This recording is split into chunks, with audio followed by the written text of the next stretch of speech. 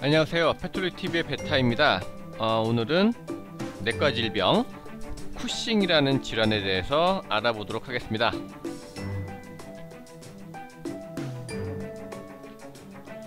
네, 쿠싱이 뭘까요? 되게 어렵죠. 쿠싱 신드롬이라고 하는데요. 이 쿠싱이라고 하는 거는 사람에도 많이 걸리는 질환이고요. 개들도 많이 걸립니다. 이제 그 의사 선생님이나 간호사분들이 동물병원에 오셔서 개들도 쿠싱에 걸린다라는 얘기를 하게 되면 깜짝 놀라시죠. 개들도 걸려요? 이렇게 말씀을 하십니다. 근데 개나 사람이나 거의 비슷하다고 봐요. 일단 쿠싱에 대해서 알아보도록 하겠습니다. 쿠싱이라는 건 뭐냐면 이제 스테로이드 호르몬인 코티솔이라는 게 있어요. 이게 몸에서 이제 과다 분비될 경우에 발생을 하는 질환입니다. 근데 이 코티솔은 스트레스를 받거나 혈당이 낮을 경우에 그 신장 위에 위치한 부신이라는 게 있는데요. 그러니까 신장이 콩팥이죠. 콩팥 위에 이렇게 조그맣게 이제 부신이라는 게 있어요. 근데 거기에 부신의 바깥 부분을 피질이라고 하고 안쪽 부분을 수질이라고 하는데, 부신의 바깥 부분에서 분비를 하게 됩니다. 이 코티솔은 혈당이 낮을 경우 분비를 하기 때문에 그 역할은 당연히 혈당을 높이겠죠. 그리고 면역을 억제합니다.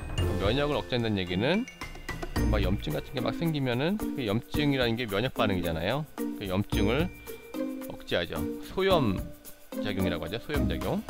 그리고 지방이나 단백질, 탄수화물의 대사를 돕는 역할을 합니다. 이 옆에 그림을 보시면 이 포스터 같죠. 이 스트레스 호르몬에서 이 여성분이 엄청 스트레스를 받습니다. 그럴 때 코티솔이라는 호르몬이 몸에서 마구마구 분출이 되는 거죠.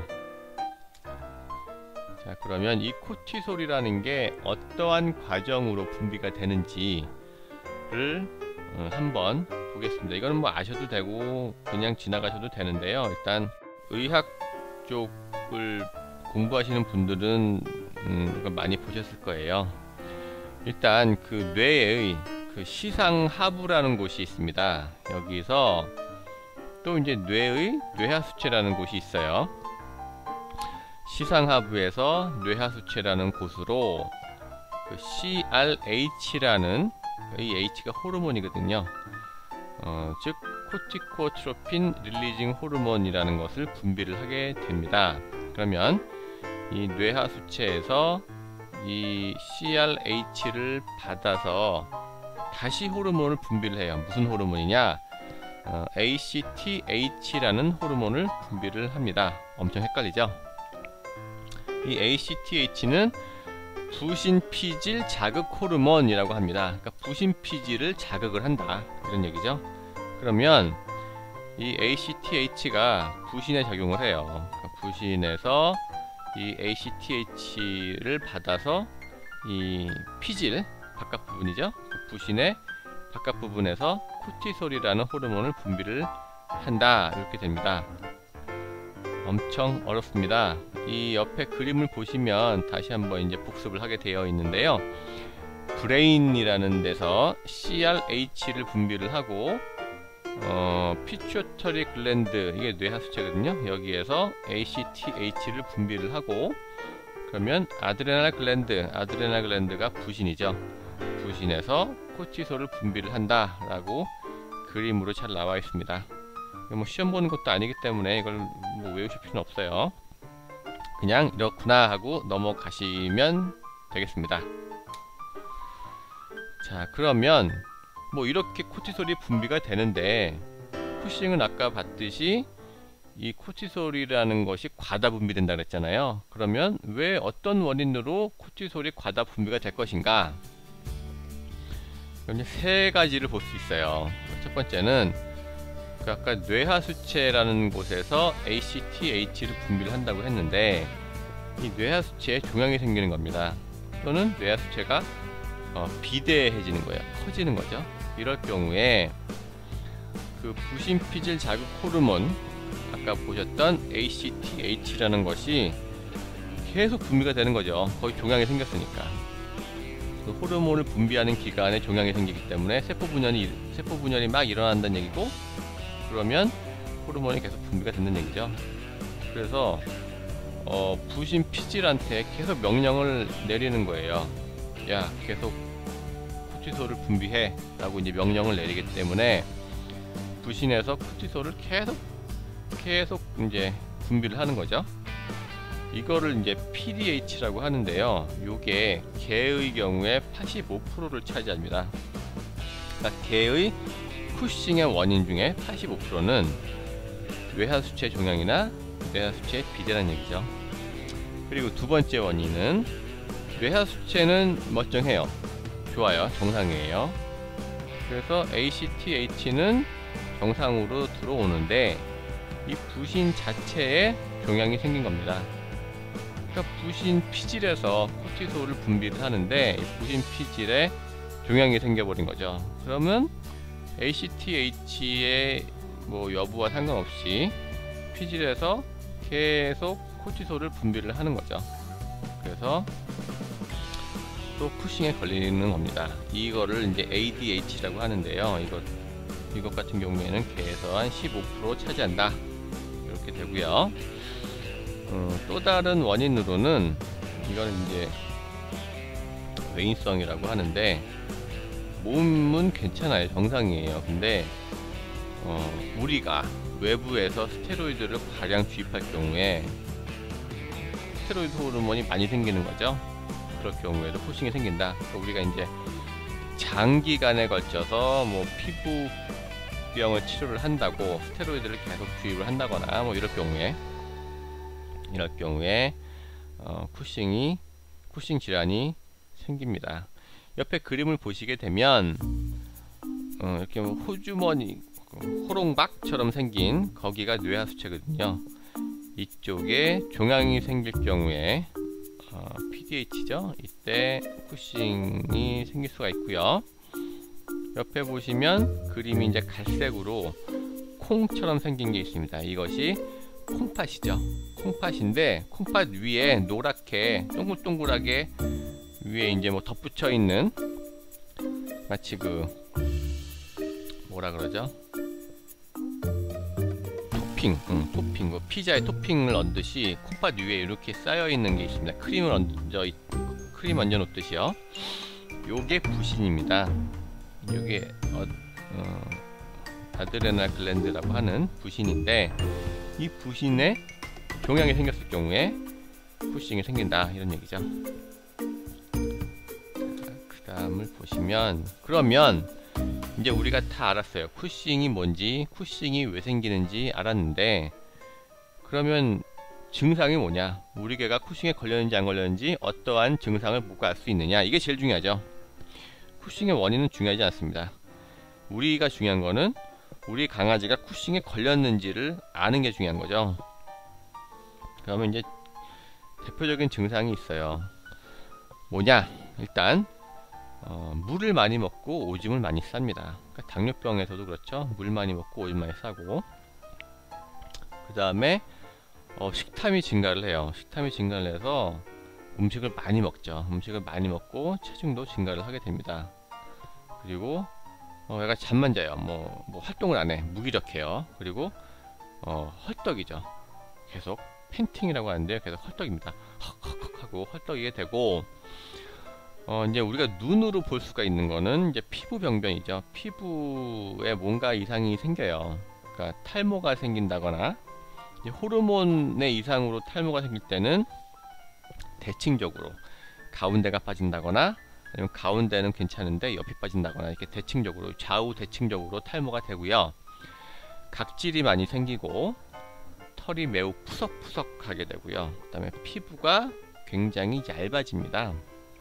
이게 좀 특징인데요. 피부가 얇아지기 때문에 이렇게 보면은 피하에 그 혈관 지나가는 게 다 보여요. 그래서 우리 개가 피부가 이렇게 얇지? 혈관이 다 보이네? 뭐 이렇게. 그리고 특징적인 것으로 배가 빵빵하게 보입니다. 이 옆에 그림을 보시게 되면 이제 두 마리 그림이 있는데요. 굉장히 이제 보기만 하더라도 좀 이렇게 불쌍해 보이는 얼굴을 하고 있습니다. 근데 보시면 배가 빵빵하죠. 배가 빵빵하고 배 부분에 털이 많이 빠져 있습니다. 탈모가 되어 있죠. 배가 빵빵한 게 이제 좀 큰 특징이라고 볼 수 있고요. 이제 배가 빵빵하면서 그 배 이제 젖꼭지 부분에 혈관이 다 보이게 됩니다. 그렇게 되고 옆에 보시게 되면 이제 피부가 까만 점들이 막 이렇게 있죠. 그래서 특히 이제 이렇게 까만 점들, 이거 여드름 코미돈이라고 하는데 이런 것들도 많이 생기고, 그다음에 피부에 칼슘이 침착이 될 경우가 있어요. 그럼 이제 피부가 좀 딱딱해지기도 하고요. 뭐 이런 증상들이 있고, 그다음에 단백질 같은 게 많이 분해가 돼서 근력이 많이 약화가 되고요. 그다음에 칼슘 대사 이상으로 결석 같은 게 또 잘 생기게 됩니다. 그리고 이제 비뇨기 염증도 잘 생기게 되고요. 그다음 심할 경우에는 신경 증상, 경련을 하거나 다리를 못 걷거나 뭐 이런 증상까지 나타나게 됩니다. 옆에 그림을 잘 봐주세요. 이런 모양, 배가 빵빵하고 탈모가 생기고 피부 병변이 있고 근력이 약화돼서 얘가 잘 못 걷네 뭐 이런 느낌이 든다거나, 뭐 이럴 경우에는 혹시 우리 강아지가 쿠싱 아니야? 이런 생각을 하셔야 됩니다. 이거는 이제 사람인데, 아까 말씀드렸죠, 사람도 쿠싱에 걸린다고. 이건 참고로 한번 보겠습니다. 사람의 경우에는 증상이 아까 봤듯이 체중이 증가하고요. 근데 밥을 많이 먹으니까. 그 다음에 또 특징적인 게 보름달 모양의 얼굴, 문페이스라고 하는데요. 얼굴이 굉장히 둥글둥글하게 됩니다. 옆에 그림 보시게 되면 되게 둥글둥글해 보이죠. 살도 많이 찌고, 그 다음에 혈압이 높아지고 뼛속에서 칼슘이 빠져서 골다공증이 생깁니다. 그리고 담호증, 사람은 또 털이 많이 난대요. 털이 많이 나고 사지가 가늘어지고 얼굴이 빨개지고 안면 홍조, 그 다음에 이제 특징적인 게 목 뒤에 혹, 지방의 재분배, 지방 분배가 이 목 뒤로 이제 뭉쳐서 그쪽에 지방이 이제 집착을 하는 거예요. 그래서 목 뒤에 혹 같은 게 생기고, 허벅지나 복부에 큰 자국이 생깁니다. 이 그림 보시게 되면 배 쪽으로 이게 빨갛게 막 보이죠. 큰 자국이 잘 생겨요. 이런 증상들이 나타나면 사람의 경우 이거 쿠싱 아니야? 이런 식으로 참고로 알아두시기 바라겠습니다. 자, 그러면 우리 개가 아까 말씀드렸던 쿠싱 증상이 몇 개가 보여요. 그러면 우리 개가 쿠싱인지 아닌지를 동물병원에 가셔서 진단을 받아 보셔야 되겠죠. 그래서 동물병원을 가시게 되면 우리 개가 이러이러한 증상을 보입니다 하고 이제 설명을 해 주시겠고, 그 다음에 이제 눈으로 뭐 배가 빵빵한지 피부가 어떤지 보겠죠.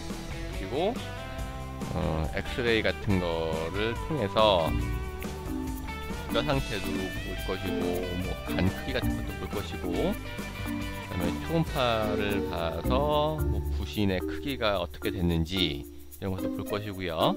그 다음에 이제 제일 중요한 게 혈액 검사죠. 혈액 검사를 해서 간, 콩팥 이상이 있는지, 그 다음에 이 쿠싱을 진단을 할 수 있는 그런 검사법이 있어요. 뭐 LDDS라든가 ACTH 자극 시험이라든가 이런 것들이 있는데, 이런 거를 통해서 피를 뽑아서 검사를 하게 돼서 만약에 쿠싱으로 진단이 확진이 됐다라고 한다면 이제 뭐 트릴로스탄이라는 약을 보통의 경우 처방을 하고요. 이제 요즘은 이제 이 약을 많이 쓰게 되는데, 옛날 같은 경우에는 뭐 미토탄이라는 약도 많이 썼었습니다. 이제 요즘은 이제 트릴로스탄이라는 약을 많이 쓰는데요. 상품명은 베토릴이라고 하고요. 이 약은 이제 캡슐로 되어 있죠. 캡슐로 되어 있고, 뭐 용량이 이제 세 가지, 뭐 10mg, 30mg, 60mg 이렇게 되어 있는데요. 그거는 이제 강아지 개의 몸무게에 따라서 또는 이제 증상에 따라서 이렇게 용량 결정을 할 것이고, 그 다음에 일단 약을 처방을 한 뒤에 일주일, 1개월, 3개월, 6개월 간격으로 지금 쓰고 있는 용량이 맞는지 검사도 할 것이고, 간이나 콩팥에 물이나 안 가는지 피검사 같은 것도 다 할 것입니다. 그렇게 해서 체크를 해 나가야 됩니다. 자, 이제 이 쿠싱 진단되고 약을 먹고 이렇게 알아야 될 사항이 있는데요. 일단 약을 먹고 이제 그 증상들, 뭐 물 많이 먹고 오줌 많이 싸고, 그 다음에 털 빠지고 배 빵빵하고 이런 증상들이 개선이 되는지를 이제 보호자분들이 이제 확인을 하셔야 되겠죠. 그리고 병원에서는 아까 일주일, 뭐 1개월, 3개월 이럴 때마다 이제 아기를 각종 검사를 해야 됩니다. 각종 검사를 해서 전해질은 괜찮은지, 간이나 신장 상태는 괜찮은지 체크를 하고, 약 용량이 현재 적정한지를 확인을 하고, 부족하다 그러면 약을 더 처방을 할 것이고, 지금 현재 많다 그러면은 약을 줄이겠죠. 이런 식으로 할 것입니다. 그리고 우리가 이 쿠싱 약을 먹는 목적은 완치 개념은 아니고요. 임상 증상 및 삶의 질을 개선을 한다라는 거에 목적이 있습니다. 이 약이 아까 봤던 그 베토릴이라는 약은 뭐 종양을 치료한 약이 아니고요. 그 코티솔 합성을 막는 약입니다. 그렇기 때문에 이 약을 먹는다고 만약에 이제 뇌하수체 종양이 있어요, 우리가. 근데 이 약을 먹는다고 뇌하수체 종양이 낫는 건 아니죠. 그거는 그대로 갑니다. 가는데 코티솔이 그 분비가 많이 분비되는 게 이 원인이잖아요. 이 코티솔 분비가 많이 되는 건 이제 막겠다는 얘기죠. 합성을 막아서. 자, 옆에 그림을 보시게 되면 쿠싱 신드롬의 증상인데요. 이건 아까 다 설명을 드렸죠. 뭐 물 많이 먹고 입 많이 싸고 배가 빵빵하고 뭐 탈모 생기고 이런 것들을 설명을 한 그림입니다. 자, 그러면 마치면서 호르몬 이상으로 인한 질환 중 가장 많은 개들이 걸리는 질병이 쿠싱입니다. 그러니까 호르몬 이상이라는 게 이제 뭐 당뇨도 그렇죠. 당뇨도 그렇고 갑상선 질환도 그렇고 그다음에 쿠싱도 그렇고. 그런데 이제 쿠싱이 가장 많은 개들이 걸려요. 그리고 쿠싱의 그 증상을 평소에 이제 알아두시면 우리 개가 쿠싱과 비슷한데, 아니면 제 친구 개가 쿠싱과 비슷한 증상을 보인다라 그러면 꼭 검사를 받아보시길 권유를 하겠습니다. 그리고 병원에서 이제 확진 진단 받고 약을 먹고 이럴 때 꼭 병원에서 그 말씀드린 대로 잘 관리를 해주시면 우리 애기 이제 크게 괴로움 없이 잘 견뎌나갈 수 있기 때문에 그렇게 잘 관리를 해주시기 바라겠습니다. 이런 것도 있어요. 그러니까 이 쿠싱 진단을 받았다고 반드시 모든 개가 약을 먹어야 되는 건 아닙니다. 그러니까 우리 개가 현재 지금 잘 지내고 있어요. 쿠싱임에도 불구하고 그래도 괜찮고 잘 지내고 있는데, 오히려 이걸 치료를 해서 우리가 이제 몸이 약하거나 이럴 때 이 약을 먹음으로써 더 안 좋아질 수도 있기 때문에 그때는 그 동물병원 선생님하고 잘 상의를 하셔서 우리 애가 이 약을 먹을 것인지 그냥 갈 것인지 이런 것도 꼭 상의를 해보시기 바라겠습니다. 이상 패톨릭TV의 베타였습니다. 여러분 안녕.